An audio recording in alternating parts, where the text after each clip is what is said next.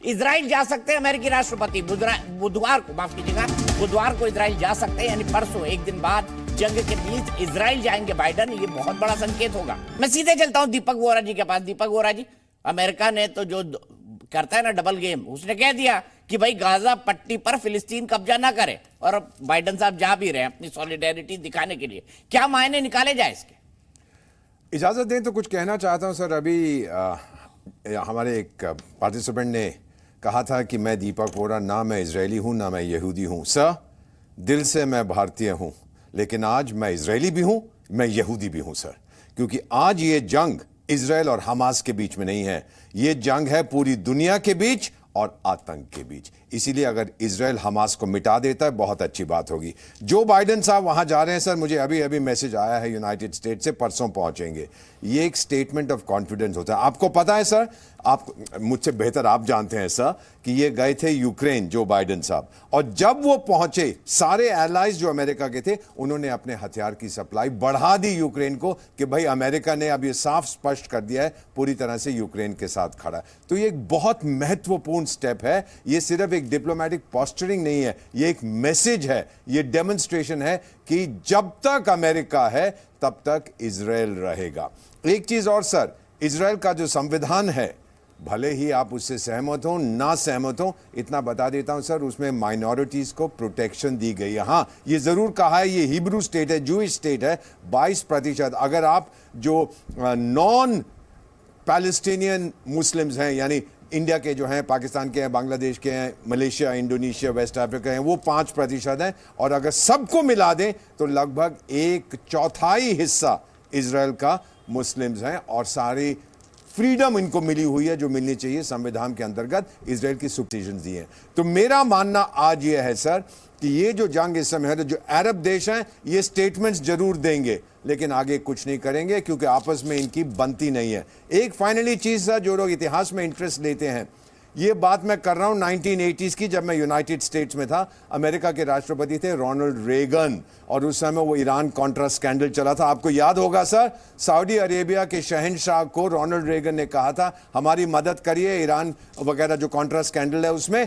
तो उस समय सऊदी अरेबिया के शहंशाह ने बोला, भाई मैं आपकी मदद करूंगा, आप मुझे पैलेस्टीन दे दीजिए। रोनाल्ड रेगन, मैं तो वहीं पोस्टेड था, बोले यस, आपको पैलेस्टाइन मिल गया। उन्होंने आके यासिर अराफात से कहा कि मुझे पैलेस्टाइन मिल गया। अराफात साहब बोले, अरे पागल हो, हमें पैलेस्टाइन नहीं चाहिए, देश बन गया तो कौन चलाएगा, मुझे तो मदद चाहिए ताकि मैं उसका फायदा उठाऊं। ये मैं नहीं कह रहा हूं सर, ये इतिहास के पन्ने आपको सिखाएंगे, पढ़िएगा कि ये जो आप बात करते हैं पैलेस्टीनियन की, 2000 साल पहले सर ईसा मसीह का जन्म एक यहूदी परिवार में हुआ था, और यहूदियों ने उनको फांसी लगाई थी क्योंकि उन्होंने दूसरी टाइप की टीचिंग की। तो यहूदी लोग छोड़ के चले गए पूरे यूरोप में जहां उनके साथ अत्याचार हुआ, और फिर वो मेमोरी 2000 साल पुरानी जो उनका होमलैंड था, उस पे वो वापस आए। तो आप ये कैसे कह सकते हैं सर? 1947 की वोटिंग देखिए यूएन में सर, जब उन्होंने कहा था एक पैलेस्टाइन स्टेट और एक जूइश स्टेट बनेगा इन पैलेस्टाइन, जूइश स्टेट ने मान लिया, अरब्स नहीं माने उसको। किसकी गलती है सर? क्या अत्याचार हो रहे हैं वहां पर? आप कभी गए हैं? मैं तो उस एरिया में 6 साल रहा हूं सर, मुझसे पूछिए, मैं आपको बताता हूं सर। पहले पता करिएगा, और फिर इंडियन मुस्लिम जो हैं उनका कोई लेना देना नहीं है उधर से। क्या ये धर्म जमीन का है? ये जंग क्या ये धरती की जंग है या ये धर्म की जंग है? मैं ये समझना चाहता हूं। ठीक है, अतीकुर रहमान साहब, फिलिस्तीन और इजराइल की लड़ाई मजहब की लड़ाई या जमीन की लड़ाई, बताइए।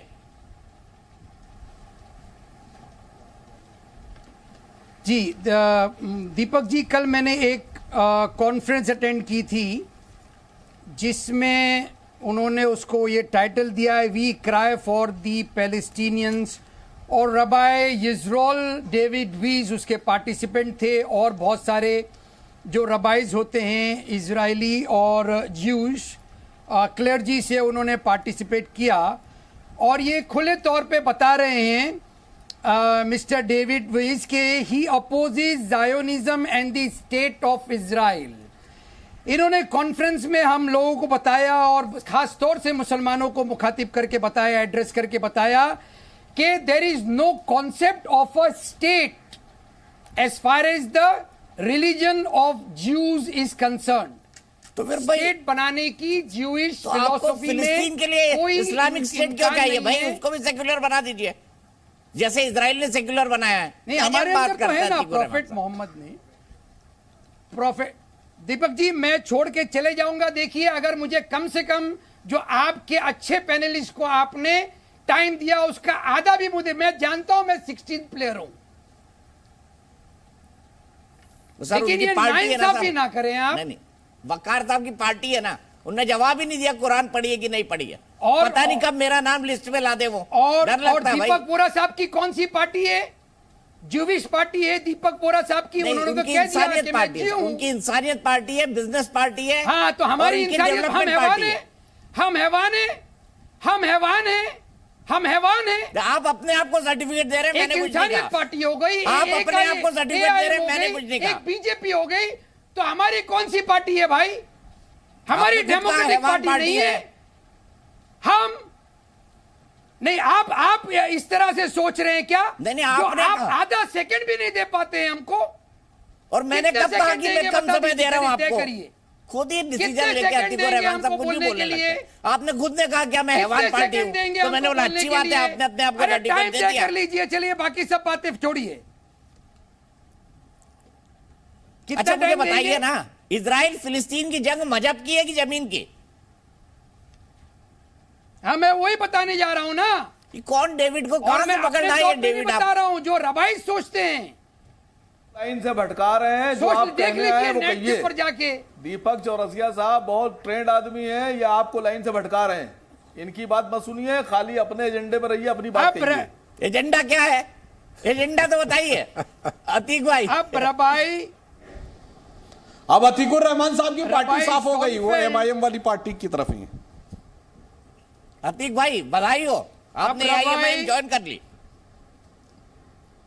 डॉक्टर साहब ने क्या दिया? रबाई दुशिंस्की 1948 में UN को एड्रेस कर रहे हैं। दीपक जी देखिए, रबाई दुशिंस्की क्या कह रहे हैं?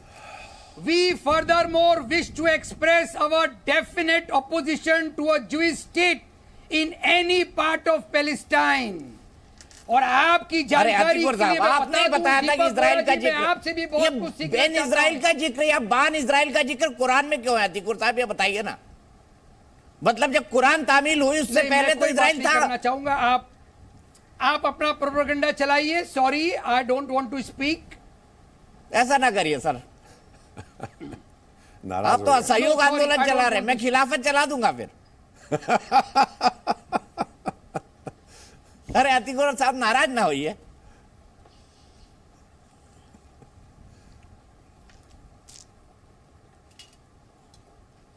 क्या अतीक भाई, मतलब आप इतने स्कॉलर हैं, पढ़ते लिखते हैं, फिर नाराज हो जाते हैं।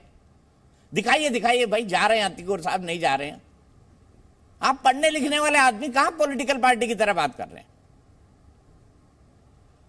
चलिए कोई बात नहीं। Z News.